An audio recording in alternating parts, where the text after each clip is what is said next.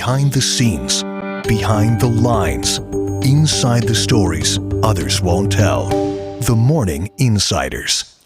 Two so-called contractors now face even more felony charges months after CBS 2 unraveled their phony home repair scheme across the Chicago area. Police tell Morning Insider Tim McNicholas that his reporting helped them build their case.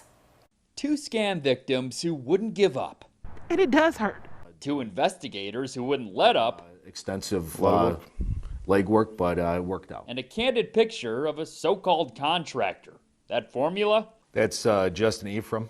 This is George Molina. It cracked the case for Crete Police Sergeants Adam Grozek and Anthony Kambalinka. The key turning point in this was when our victims were able to identify Ephraim from the CBS News report. That really opened up the doors. A homeowner ghosted by her contractor. Sergeant Kambalinka is referring to our investigation into a home repair scam that made its way across the Chicago area late last year. We met multiple victims who all claim the same men tricked them into paying thousands of dollars for work they never finished. Just miss so hard. In our first story on the scams, we shared a photo of one of the so-called contractors taken by a victim in Chicago. Well, the victims here in Crete recognize that man as the same guy who took their money.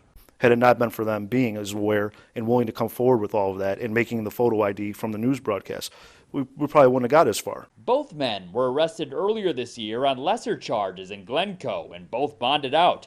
Now Crete police say they've combined that Glencoe case with theirs, leading to new charges and new arrest warrants.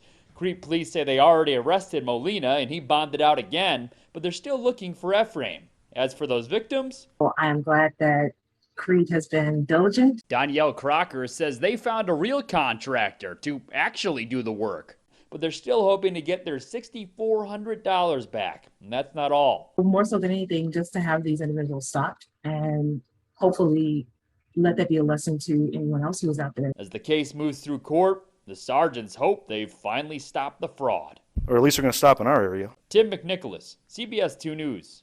We did try to reach both men, but we could not get a hold of them. No surprise, this is all shady. Their charges include home repair fraud and theft by deception.